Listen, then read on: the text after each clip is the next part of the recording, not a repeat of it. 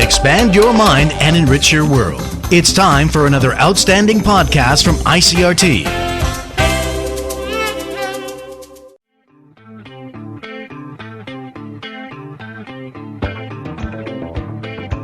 Some members of the Democratic Progressive Party are making a push to freeze a portion of the party's charter known as the Taiwan Independence Clause, which calls for the establishment of a Republic of Taiwan.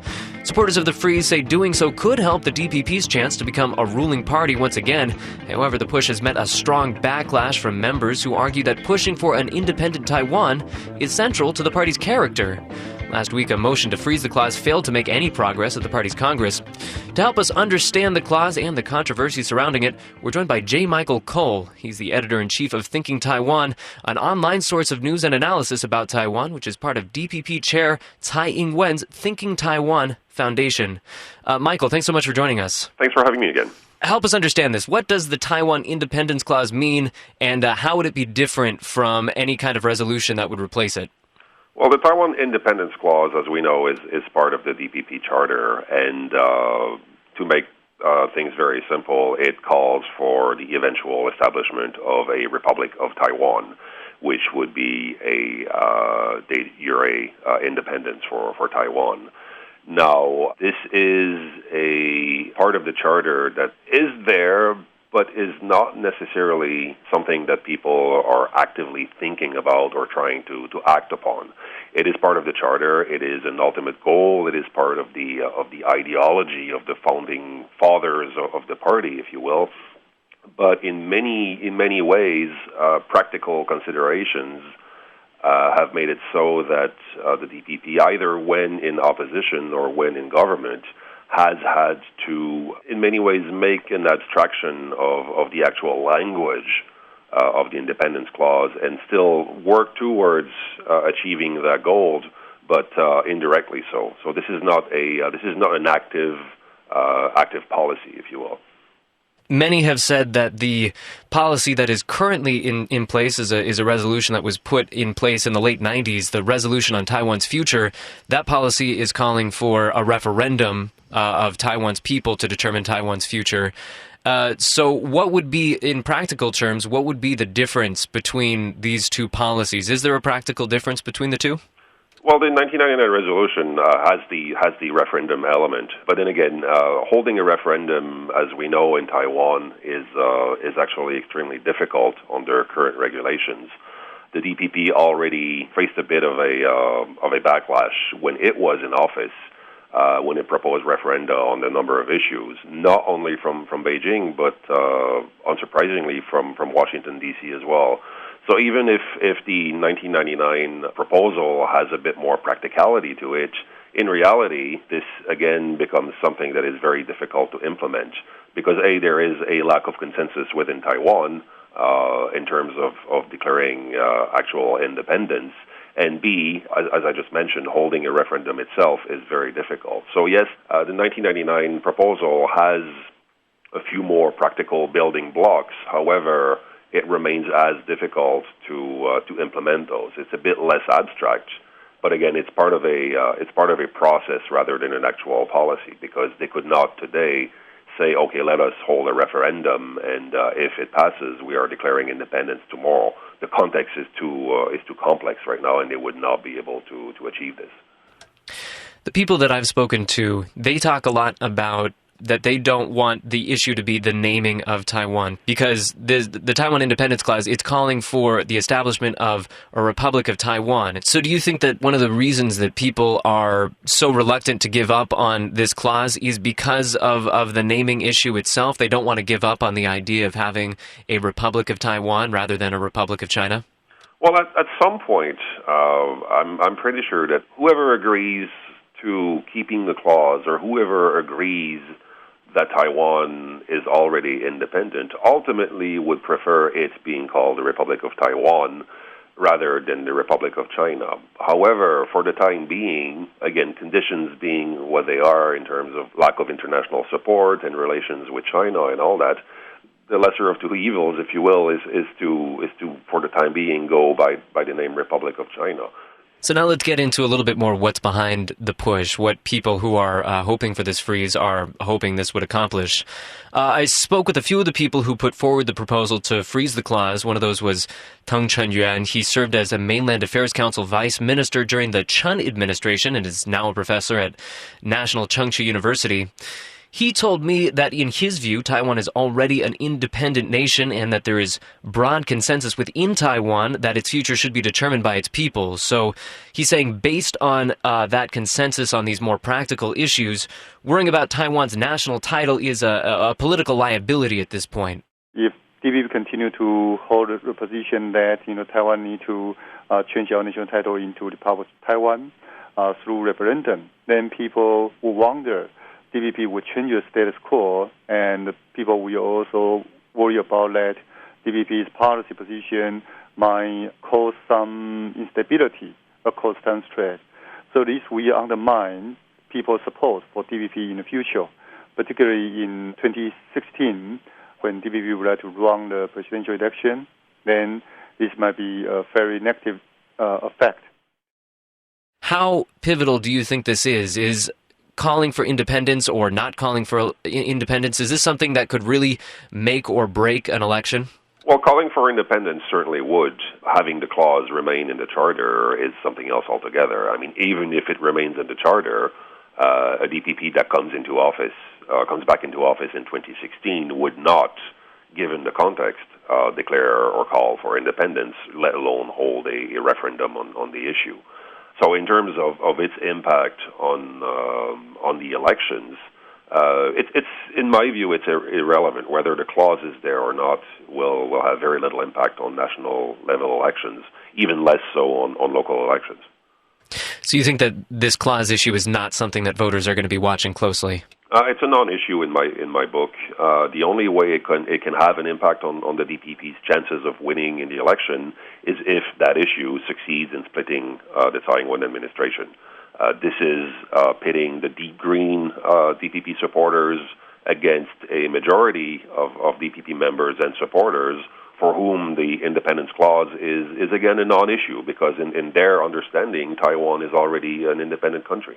I think what the argument is, though, is that some of the voters that might otherwise be more supportive of the DPP are hewing towards the KMT because they're worried about something that might rock the status quo. Do you think that voters are looking for reassurances that the DPP is not looking to rock the status quo? And do you think that if they sent out those reassurances, that could be helpful to their chances? I would say that among majority of green voters and among swing voters and among light blue voters, the DPP's stance on China will be an important issue.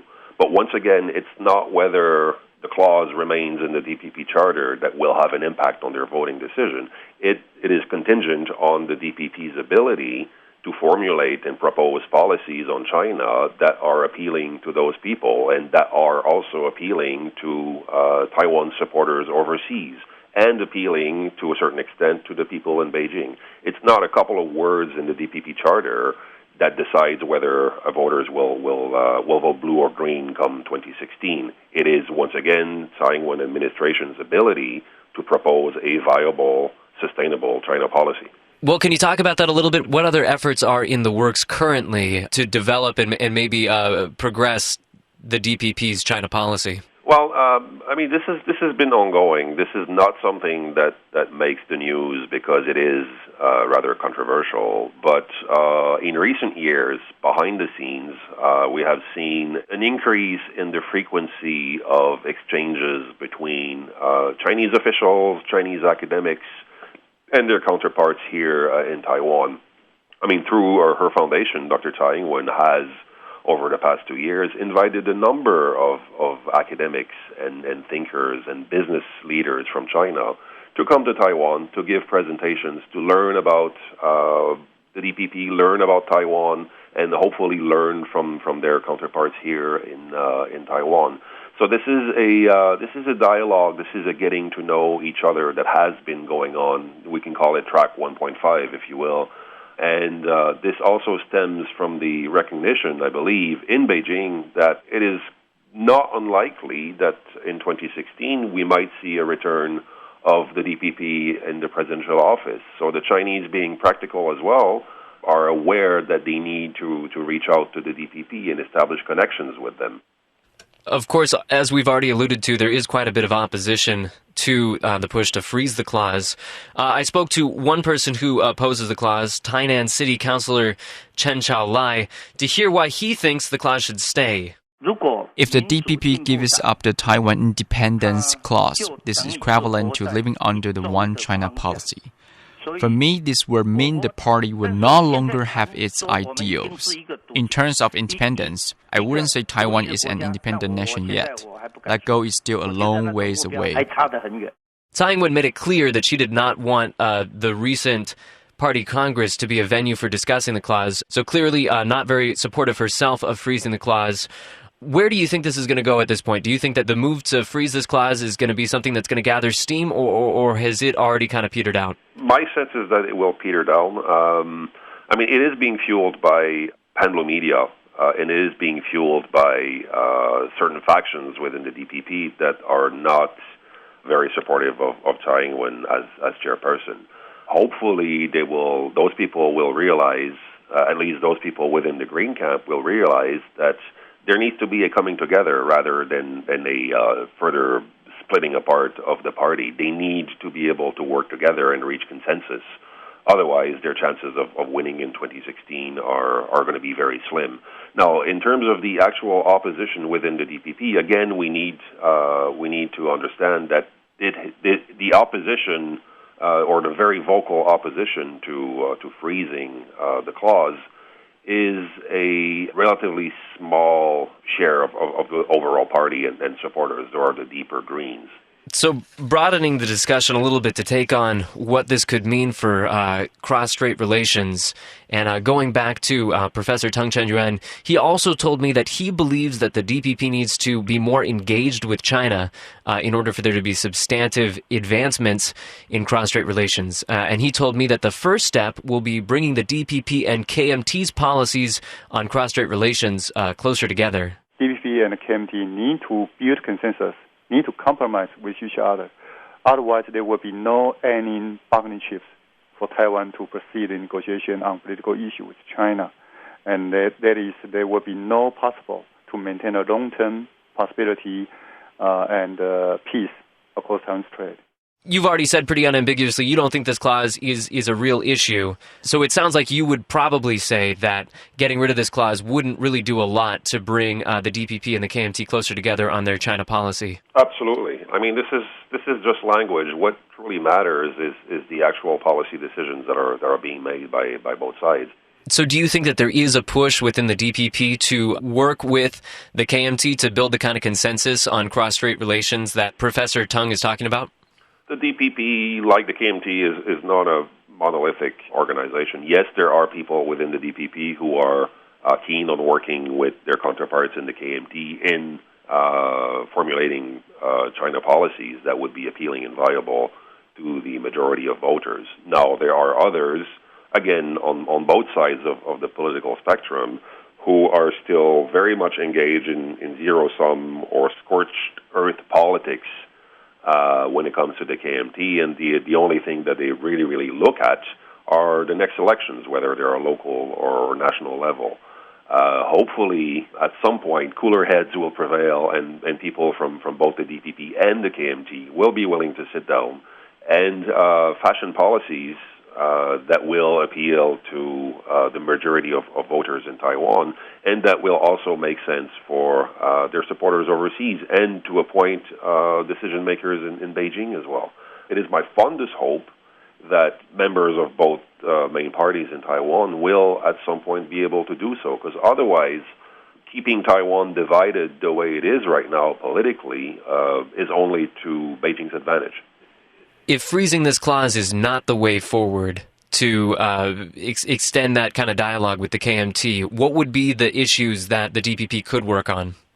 I know that the DPP has for years trying to come up with its own China policy. This is a work in the making again. Within government, Taiwan has civil servants now. The majority of mid-career civil servants answer to the government and not to a specific political party.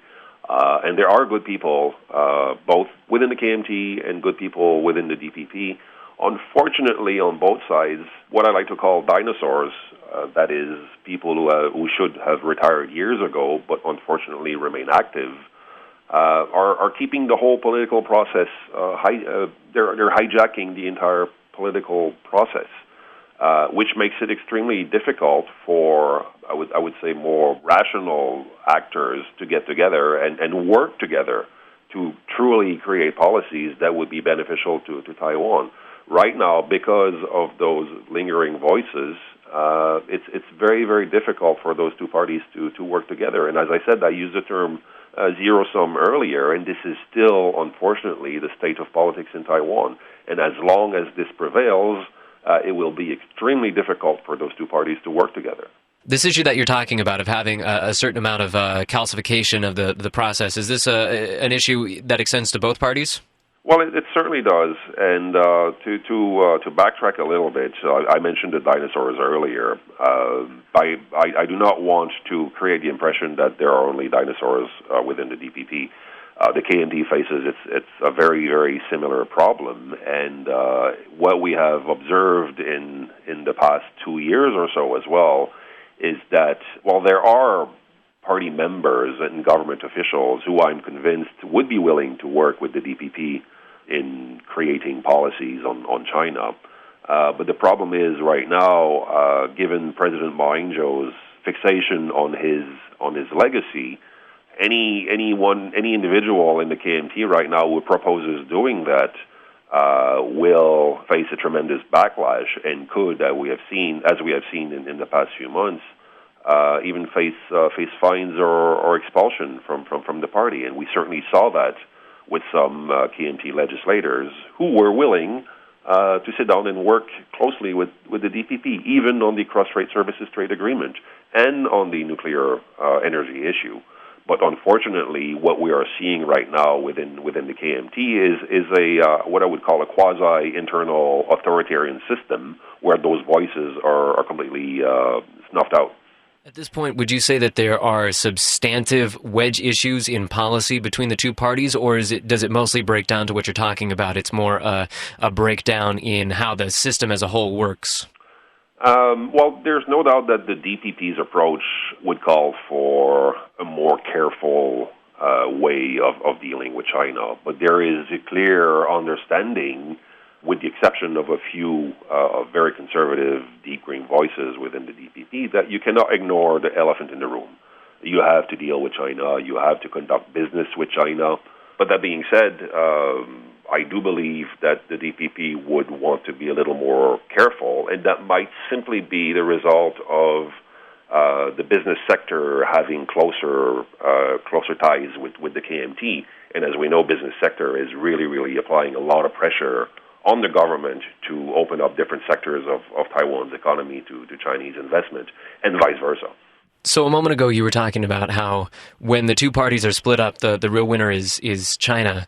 Let's unpack that a little bit. Can you tell me the scenario where if the two parties were able to work together and, more emphasize the middle ground where there basically is seemingly a fair amount of agreement and negotiate on these various deals with China as a bloc, as a group, how would that change the dynamic between Taiwan and China? Well, having a unified voice is always better for negotiations. The moment a counterpart senses that there is a split in the other camp, it's easy to play one against the other. Already, that split and the DPP's willingness to engage China actually makes it possible for Beijing to apply even more pressure on the KMT, because the CCP can say, oh, look, we were able to have a DPP mayor from Tainan, William Lai, visit Shanghai and meet all kinds of people. So the DPP is willing to go this far. So how far is the KMT willing to go? So you see how they can play one side against the other to extract certain concessions. If the KMT and the DPP were of one voice when it comes to negotiating with China, they would make it extremely difficult for the CCP to exploit those differences and play one party against the other. And when Beijing has the ability to do that, in certain instances, it will be able to compel one party or another to deliver things to Beijing that otherwise they would not be willing to deliver. But they feel that they have to do it to demonstrate that they are the better partner, if you will, for Beijing. So what I'm getting from this is, it sounds like what you're saying is there are strong contingents within both parties that have a strong middle ground and they agree on a lot of stuff, and it maybe a good path forward would be to more emphasize that segment of things. However, you're saying that freezing this clause really has nothing to do that. That's not a way to move that process forward. That is my understanding, again, because even if the DPP were to freeze or to shelve that clause, it remains a party that is dedicated to an independent, free, democratic Taiwan. So the removal of those two words would not, in my understanding, remove any doubts, both within the KMT and in Beijing, that the DPP remains committed to a free Taiwan independence. So those, again, as I mentioned earlier, those few words in the party charter are not what will ultimately convince KMT and Beijing and the United States that the DPP has by any means changed its policy. It's its proposals. It's what it does. It's the people that it meets that truly matters. Those words are practically irrelevant in my view. We've been speaking to J. Michael Cole. He's the editor-in-chief of Thinking Taiwan. Michael, thanks so much for joining us. Thank you very much, Keith.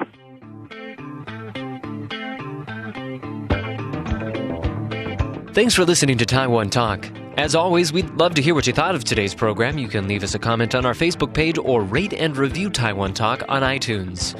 You can also leave a comment on the ICRT blog, where we've posted a few links to articles about this week's topic. It really does help when you leave a comment for a couple of reasons. First, it lets us know what you're thinking so we can bring you the kind of shows you want to hear. And having more comments up makes it easier for other people to know that we exist. And we like that. And of course, it's a good way to start a conversation with other people that are interested in talking about these topics. Well, that's it for this week's show. For ICRT, I'm Keith Manconi.